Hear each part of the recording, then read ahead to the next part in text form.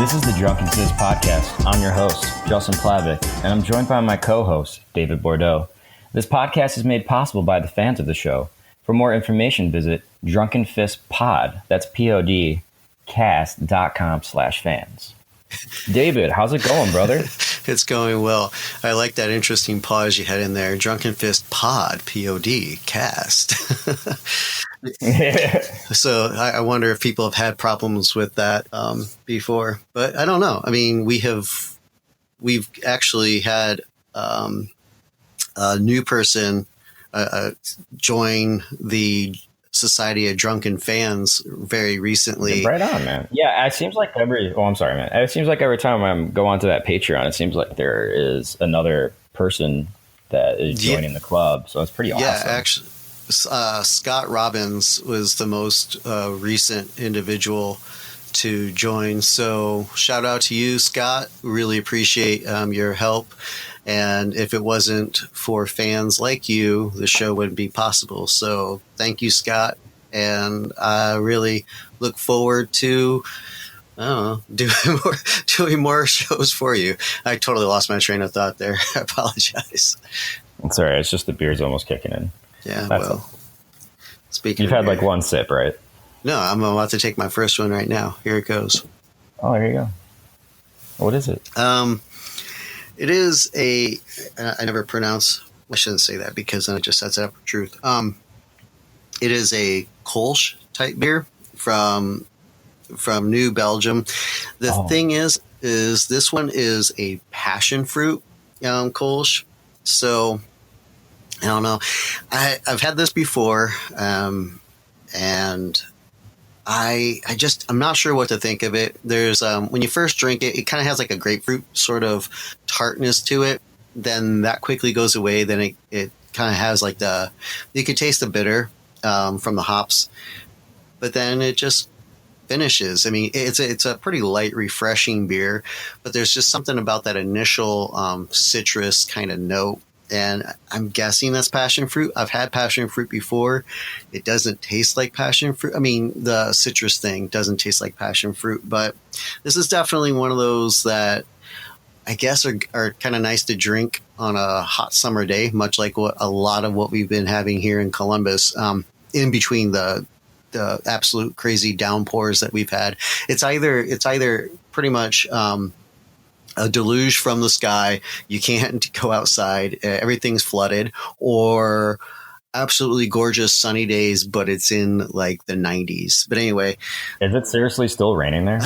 It has slowed down a little bit, but yeah, I mean, seems like every other day we just get hammered with rain. It's crazy. It's one of the most goofiest summers that we've ever had.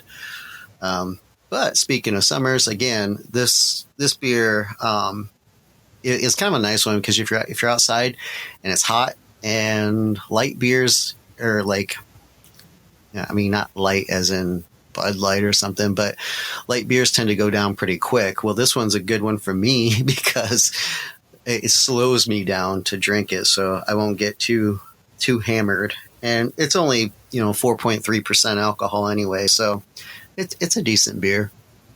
Well, I assume you're drinking, but if you're not, I'm sorry. If you are drinking, what are you drinking? Okay, you are drinking. Good. No, of course. I'll always be drinking. That's the whole point.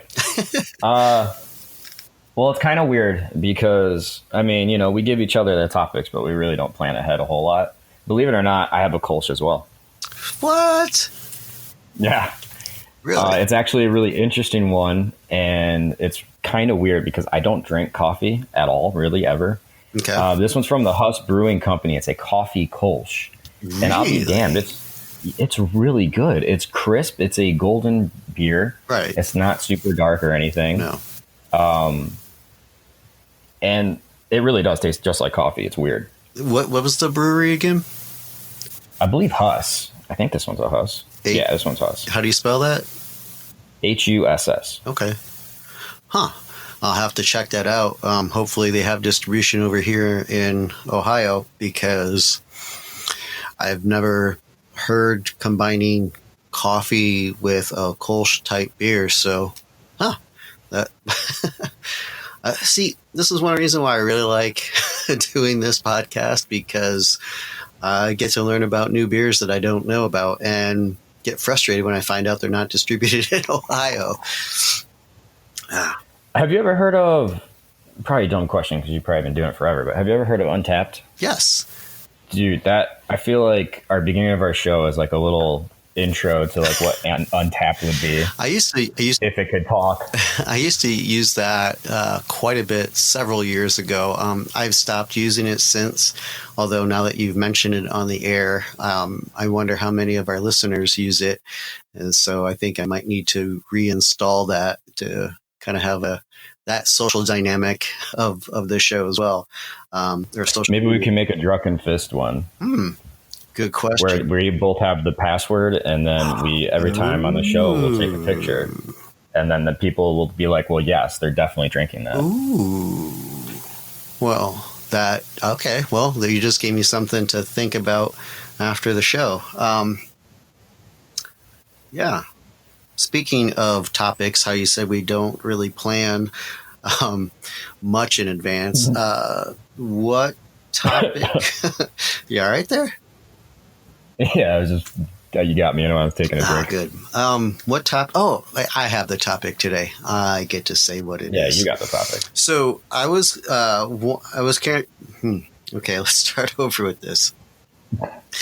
A couple days ago, there was somebody in my Taiji class, a student, asked about music and playing music while we do class. And I said that in the old studio, there used to be a place that we could play music, and I would play like soft meditation music, just as background. Now, some of my students enjoyed it because they felt that their techniques flowed better. Other students, they really could care less. But I guess this student, their old Taiji teacher would always play some sort of Southeast Asian, probably Chinese influenced music, and they found it very odd to practice Taiji without the music. And interesting. And for me, I look at it two ways. I look at it that I think incorporating music, or at least practicing your martial arts to music, can be helpful in some ways, and then other times you would want to do it where there's no music in that. But that got me wondering, do you listen to anything when you practice martial arts? Or so like when you're either at home or you're somewhere else and you're doing martial arts, do you listen to anything? So when I'm doing solo training at home, I will of course put on music, and it honestly for me depends on what am I working on that day. So there's a form called, and I'm going to of course kill the name like usual, but just disclaimer, Sulim Tao, which is Little Idea form in Wing Chun. And it's more of you don't really, you're planted. So you're in one stance the whole time, your hands, and you're keeping your body, and it's perfect straight line. And it tends to be a little bit more meditative. So that's when I'll put on more of that Asian kind of classical music in that sense. It's very similar to what you would put onto your Tai Chi class, I'm sure. And then, or if I want just meditation, so if I'm just meditating, I prefer absolutely no sound at all. Like if I can get into an environment that's completely silent, that's what I would love, because my ADD in my head, if I hear a sound, just completely breaks my concentration. Right on. But do you ever? Oh, I'm sorry. Go ahead. No, go ahead, because you're probably going to ask the question I'm going to answer. Well, then answer it before I ask it, so my mind can be blown. Oh, okay. Well, I bet you're going to ask, do I do anything at the gym when I teach? Well, in my old studio, I would only put on music during the workouts, just to pump people up. And it's usually like... When you say workouts, what do you mean? Warming up, stretching, running across Okay. the mat, doing your, crunches, sit ups, push ups, getting your core ready to Gotcha. go. Right on. Just so it pumps up the class. But for the actual teaching, when I'm talking, I don't like any background music because my stuff is like, I like to think of it as up close magic. There's all those little tiny mechanics that I got to tell the whole class, like, come here, get very close. This is what my finger's doing. Do you see? Right. So it can be hard if I don't want to distract anybody. But as soon as they go and practice on their own, I do like to put that music back on just so they're like, they were bored for a little bit from lecture, but got the information. Now they get to go do it. That's the exciting part. It always is. I don't think I've ever seen anyone go, wow, I want to sit here for 20 hours listening to that. No, absolutely not. It's like, it's practice time. You should be pumped up. So I Gotcha. love putting on like Disturbed or Tool or Korn or something. And that last part was the thing I was actually going to ask, which is, do you listen to other types of music while specifically practicing martial arts as opposed to like calisthenic kind of exercises? But so, yeah, you did answer it.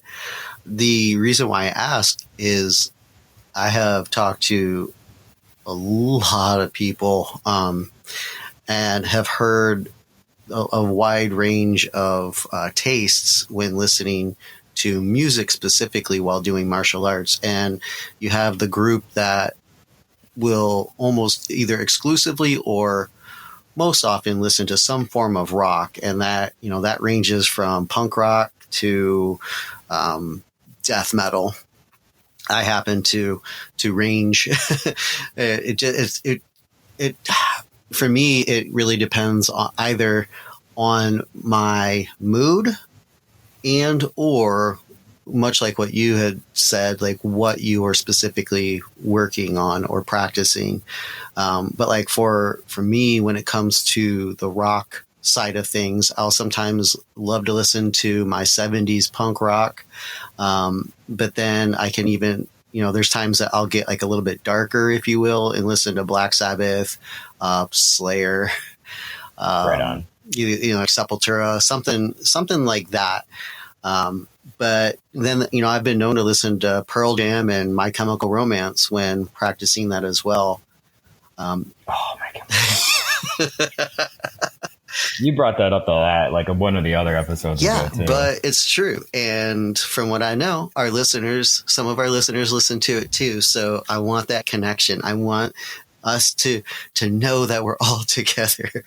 Speaking of all together, there's other times that I listen to rap. I'll listen to things like Beastie Boys, NWA, some Wu-Tang, 50 Cent, DMX, sometimes Tupac. I sometimes like to listen to rap that I don't appreciate or like that I don't typically listen to myself because since I don't know what it is, it kind of puts me in a different mindset when practicing. So, like if I'm listening to things that I'm familiar with, be it rock, rap, or otherwise, I might get into the groove of the song because I know the verse, I know the chorus, and I know the essential feel of the music. So sometimes listening to music that I'm not familiar with and that I don't typically appreciate, not necessarily that I don't like it, but I would never put that on, Spotify or whatever by my own choice. So sometimes I like to listen to rap that I don't appreciate or don't typically appreciate while practicing. While I don't do this, there's people that I know that will practice to jazz, from smooth jazz. Yeah, I mean, I that to me almost is like me listening to rap that I don't typically appreciate, because while there's this main theme throughout the song, depending on the different types of jazz, you'll have lots of improvisation that goes along and it'll take you places that maybe you weren't expecting. And I like that idea. I don't know. There's something about jazz and me doing martial arts that don't quite mix. Now, you made a comment, like with the more slower, almost meditative aspect, you might listen to like Southeast Asian music, and you referred to classical. Have you ever have you ever practiced your martial arts to, I guess, Western classical music? If I'm even saying that correctly. Yeah, like Beethoven or something. Sure. No, I've never. I would never even think to do that. And that, that actually brings me up to like a quick question out before I forget. Since we're talking about all the different genres, have you ever struggled or had a hard time with certain students? Like, they hate the music so much, so they have trouble getting into the class that day. Well, the only time that, okay, with Tai Chi is the only time that I used to play music during practice, other than real world self-defense situations, scenarios. And that's a whole nother thing. But I guess to properly answer your question, the answer is yes. And that comes to, I had a student who was an Iraq and Afghanistan veteran, and we totally, like one day before class, I put in some Combat Christ, and he's like, "Is that Combat Christ?" And it was just me and him in there, or him and I, and whatever. Anyway, and I had it kind of low, but apparently it was loud enough for him to hear, and he recognized it. But I mean, so he was like, "Dude," and I'm like, "Yeah." And he's like, "Oh wow, you're in a metal?" I'm like, "Yeah." And he's like, "Yeah, I've been wanting to talk to you about the music. It's just sometimes I can't get into what we're doing because the music is just too laid back." And I found that interesting because the style or the type of Tai Chi that we were working on was very slow, very fluid, and what I would refer to as, quote, laid back.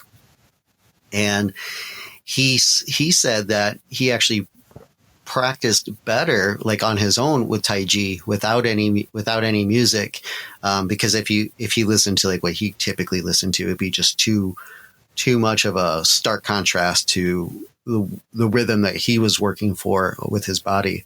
But yeah, so I mean, that was one student that actually came to me and expressed, and probably because of his musical taste, that he just could not get into what we were doing because the music was such a distraction. So I imagine that there are other people as well that have experienced that with me, but never came forward and said anything. Yeah, that's where I'm at with it. Like adults, or 18 and up, I've never had an issue with music. No one's ever made a comment. I'm wondering if they were just keeping it to themselves. The one I find a struggle with is the students I teach at the school I teach at for social studies and martial arts, because they love rap or they love Latino music. And for me, in my head, it's just like, I don't know how to make this work with what I'm teaching you. I'm glad you mentioned the academic students, because I totally was blocking out the kindergarten through 8th grade students that I teach, which is funny because I am the martial arts instructor. There were times that I would put on music that I guess they did not necessarily appreciate.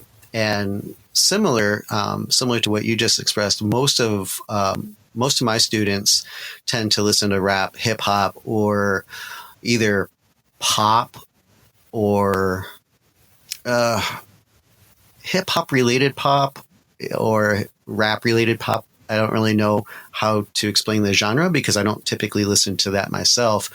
And a lot of the rap or hip hop that my students listen to, I can't play in a school setting. And a lot of the rap and hip hop that I listen to, I can't play in a school setting. Right. You can't. So there were a couple times that I put on some drum and bass, and some of the kids were into it, and it was more of a, not necessarily a workout day, kind of like what you were talking about with like running back and forth or something to that effect. But it was using our drills in a workout sort of way. So I just put on some drum and bass, and some of the kids were like, "What is this? This is really cool."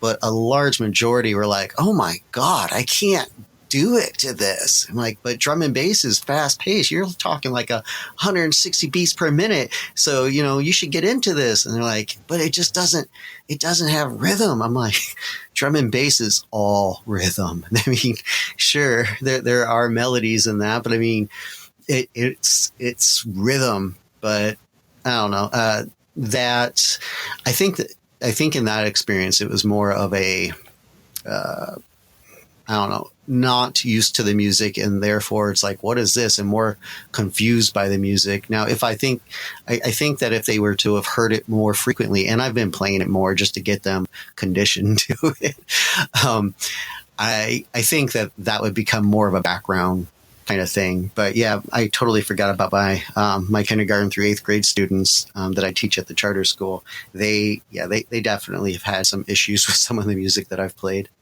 Oh yeah, and even if they're like upset about it, my kids seem to have a great time somehow finding any way they can to make fun of the music. So it's like, you have that mindset where you grew up with this music, so you automatically are like, well, it's a lot better than the stuff you listen to, kind of thing. But right, it's always fun to compromise or come up with something different, because I can't play Disturbed to little kids, throughout the whole 360 days out of the year. I mean, unless you want to condition them to start liking it, maybe. I don't want to torture them either, though. Well, see, this kind of like is the idea that I was working with my students is to introduce things that are not necessarily appreciated when working through your art. And I gave the example that to some of my old, I think, let's see, my 7th and 8th graders, I gave the example of, it's sometimes a good idea to listen to music and work whatever it is you're doing, if you're dancing or if you're doing martial arts, to work with music that you're not familiar with or that you don't appreciate. Because when doing martial arts, especially self-defense, you're essentially doing very much like what music is doing. And what I mean by that is that, music and martial arts all have underlying things like rhythm, movement, timing, volume, intensity, expression, things of that sort. And when you listen to music that you either don't like or are unfamiliar with, and you practice your martial art to that, you start to feel the music, and you can sometimes even start to anticipate changes in the music, the rhythm, melody, whatever. And if you apply your martial art to those differing backgrounds of rhythm and sound, you become a bit better martial artist, because essentially what combat is, or what self-defense is a matter of you establishing your rhythm before your opponent does, or weaving in and around your opponent's rhythm. And that is really helpful, or you can really get that by listening to different types of music. And because essentially what it is just a rhythm of destruction. Martial arts can be pretty much distilled down to a rhythm of destruction. And if you can move in and around your opponent's rhythm and adapt to it by changing your movements to like the offbeat or switching to another intensity altogether, you then start to control that. And it's fun to experiment with different types of music that you're not used to, so that way you can kind of get into that aspect of training without having a training partner. Yeah, and that also might be why you're a student too. I mean, like, you're doing Tai Chi, it's very meditative, very slow and methodical, but in his hand, the tempo was still too slow. Yeah, very much. I mean, so that makes total sense. And I know everyone tries to, I see the majority do, the more meditative stuff or the slower stuff. It's a very slow, nice little melody in the background. And then that stuff when you're working out on your punches or your kicks or you're grappling with a friend, you hear that more heavier rap or rock or metal in the background. Yeah. That's just what I've noticed and I've seen. So, I mean, that makes total sense with being able to do, match those patterns. You're matching that tempo. You're matching that rhythm of the fight itself. Right. And that's cool. I mean, really, the trick to it is always working to stay ahead of your opponent's rhythm, and you control it, even if they're the ones who initiated it. And something that I appreciate when it comes to listening to the slow music while doing Tai Chi is that there are times in Tai Chi where there are things like strikes. And in Tai Chi, a lot of things, unless you're doing Chen style, a lot of the things are still slow, and there's not very forceful or impactful points, with the exception of Chen style Tai Chi. And when working through something like a punch in a slow, rhythmical fashion that is dictated by the music, you really start to appreciate the movements and the motion. Well, I guess that's the same thing, movement, motion of the act of the strike when you don't have that forceful impact. And it kind of, you start to pay attention to your posture and even the way that you hold your body differently when you're working through such things. And that's something that I like to do, is like to even take my karate and work it slow with like a slow tempo type of music to kind of mimic that Tai Chi aspect. Well, I've always said, if you can't do it slow, you can't do it fast. Right. A lot of people tend to hide their mistakes when speed. Absolutely. And that's why your stuff doesn't always work out for you. It's because, well, you're not doing it right the first time slowly. So how are you going to do it right fast? Yeah, in the Army, and I know, and I've heard this through other branches of the military. In the Army, we always reiterated the phrase, "Slow is smooth, smooth is fast." You work on it slow. And when you work on it slow, you pretty much start to wear off the rough edges and you get it to be smooth. And when you're smooth, then you can go fast. And pretty much working at that pace really does help. And that's something that, like, even my kindergarten through 8th graders, at times I struggle to figure out a good way to incorporate or to get them to appreciate and to understand to go slower. And then, of course, there's some days that they just get it and I feel like a rock star and I'm like, yeah. But yeah, it really, the whole thing, the slow is smooth, smooth is fast, can definitely be found, at least in my practice of Tai Chi.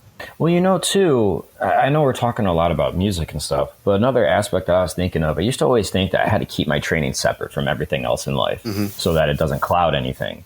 And then after I read one of Bruce Lee's books like forever and a half ago, I found out that man works out in front of the TV all the time. Sure. And I'm like, I want to do that.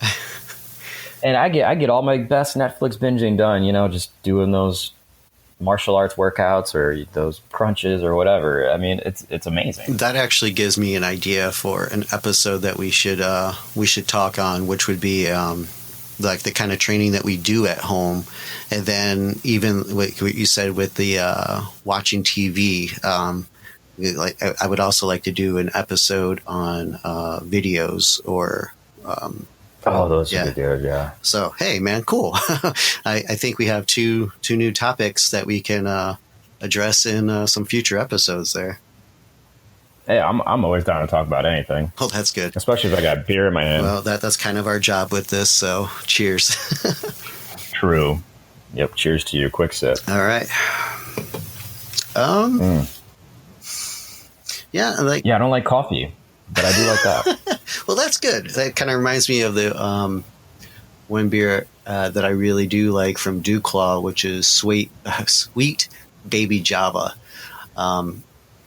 Now, I do like coffee, but Sweet Baby Java. Did I talk about this in an episode before?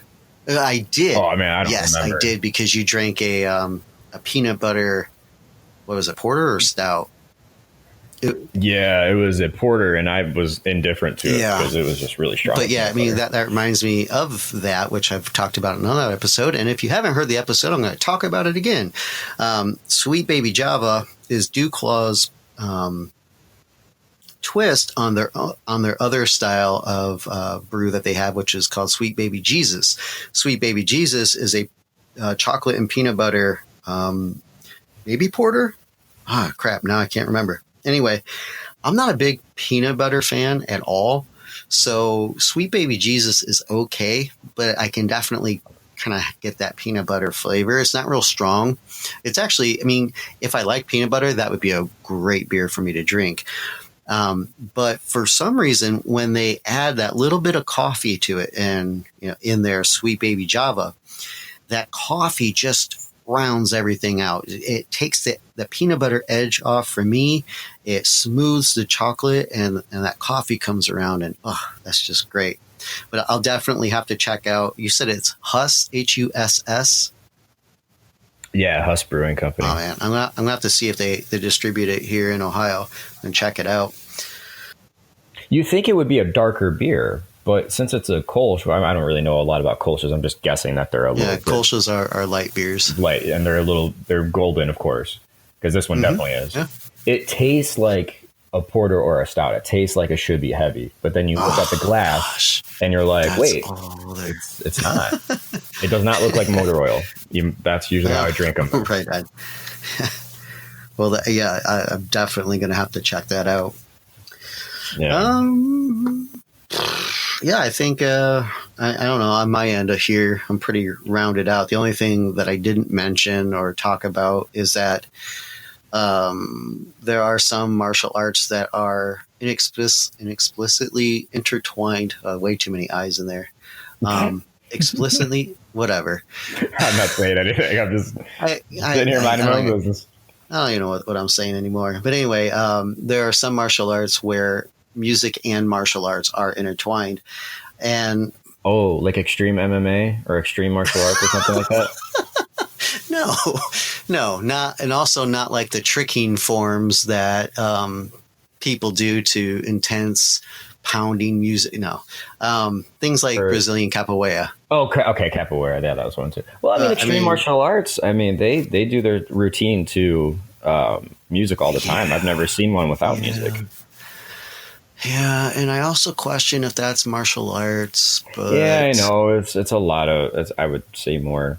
We won't. However, actually, that is kind of like a fair question, though. Not I say fair question, but a fair comparison, or because like how I say with capoeira, you mentioned extreme martial arts, and some people in the martial arts community still think that capoeira is not a martial art. And there are people like me who question if extreme martial arts is a form of martial art. However, I knew a few XMA people who were really awesome martial artists. They could definitely take care of themselves, in addition to having the flashy acrobatic stylings that they do during competitions.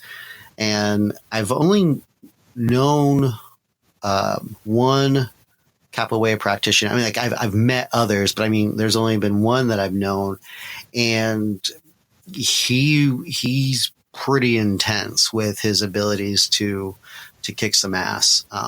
So I guess I shouldn't discredit or to kind of immediately start to throw away your example of XMA, because in a way it's very similar to capoeira, and the way that some people view it. Well, I'm biased with the XMA because a person in Bowling Green, when I was doing the martial arts club, was supposed to take over the club after I graduated, and instead dropped the club completely and made her own club. Was that person an XMA person? Yes. Oh. Well, then you're on And my it's like, side. why'd you go through all that work? You could have just changed the name. I just wanted the club to still be alive. I don't care what it's called. Well, then you're in this But similar camp as myself then. pretty much, because when I watched the Capoeira, the Capoeira club went on before the martial arts club did. I wish we actually joined forces. I tried talking to them about it, but they didn't want Wait, to. at Bowling Green, we had a capoeira club? Yeah, every year they took the gym right before us. And we would always be scheduled back to back in the room. It was amazing. That's why I was always like, guys, why don't we just make one club? It'd be so much easier. Oh my goodness, how did I not know that? Oh, Well, you were pretty busy. oh yeah, true story. At the same time, man. Oh whatever. Okay, well, Oh, and they were awesome, man. They had the drum. They would be in a circle, and all right, dude. they have everyone. No, it's No, cool. it is cool, but now I'm like, oh, I wish I would have known. But much like what you've experienced, I was super busy. I wasn't even able to make it out to your club events or whatever. So probably wouldn't have been. Yeah, you missed a lot of seminars. All right, guy. All right, fine. I mean, none that I was teaching. I liked having people come in and teach. That was the cool part. All right, man. Which you never did. I never did. Never did. But Well, maybe we'll have to do something together. well, yeah, we do have to do something together. I mean, I've been to a seminar of yours. You've been to one of my Taiji classes. Now we have to join forces for the forces of good and drinking, and we'll have to do something. Well, yeah. We'll call it the Bald Brothers Tour. Oh my gosh. Yeah. Yeah. Yeah, thank Karen for that. For the listeners who don't understand or don't know the reference, Justin's wife took a photo of us when Justin was here in the Columbus area and posted a thing on Instagram saying hashtag Bald Brothers or something like that. Anyway. Well, fans, leave a comment. Should the seminar tour be called Bald Brothers Tour? Let us know. Because if you like it, David doesn't have a choice. Yeah, okay. Well, true story. I mean, because if that comes out like resounding, yeah, Bald Brothers. It would almost be like Dog Brothers, but we're bald and drunk. All the time. Speaking of Instagram or Facebook or whatever, I am very interested to see pictures from you guys out there doing your martial arts. So this is my ask of you. Please take a photo of you doing martial arts or have someone take a photo of you doing martial arts, post it on Instagram, Facebook, or even Twitter and tag us in it. Or, I mean, because you could tag us both or all three, Twitter, Facebook, and Instagram are all at Drunken Fist Pod. Yeah, Drunken Fist Pod. At Drunken Fist Pod. That's POD. Tag us, or you could also do, like hashtag Drunken Fist or no, don't do that one. Do that one. Because I won't find it. Anyway, but yeah, I'm really interested to see what you guys have going on and what you're doing. So tag us in it, and we might even repost it. I know some people who have contacted me and they're like, we don't have Instagram. Cool. If you don't have Instagram, but you still like to share a photo with Justin and myself, you can email it to us at fans@drunkenfistpodcast.com. Just, send us a photo and a little write-up as to what you're doing. And we would very much appreciate seeing you guys out there practicing your martial arts and that. And if you want, we can even post it on Instagram or our Facebook channel for you. But and for me, sorry. Oh, go ahead, man. I was just going to say, also, if you go to the Facebook, leave us a comment, too, on what you're listening to. I want to know what you're listening to, especially after doing this episode. So that's a good one. Let's see if anyone else is a Disturbed fan or Tool. I am not a Disturbed fan, and I do not like Tool. So how could you not like Tool? All right. They're like the Pink Floyd of their genre. Well, here's the thing. No, they're more like Rush. Very musically inclined, very awesome musicians. I happen to be a musician too, and I'm really surprised I didn't talk about this during this episode. But anyway, Oh yeah, I forgot to mention that myself. anyway, very, very musically inclined, great musicians. Their music is put together very well. I don't like it. It just, it is just, I can't say aesthetically pleasing because aurically pleasing. It is just not, there's something about it that just doesn't fit for me. Just like with Rush, musically, they are extremely talented. They put together music very well, but I don't like Rush. There's just something about their music that just sits with me wrong. Maybe I don't appreciate good music. Oh, I don't know. well, for the sake of time, I won't get into that. But it's funny because you are the yin to my yang because I love Tool and Yeah, Rush. well, you are a Tool. Anyway, yes. Well, that's probably. So that's all for this. I'm not going to argue all, with that. That's all for this show, Justin. Okay, end it. Hey, you started it. Do you know how to end it? Something about go to our Drunken podcast just to remind it. And then hold on, David will tell you 20 more times, so we'll just skip through that.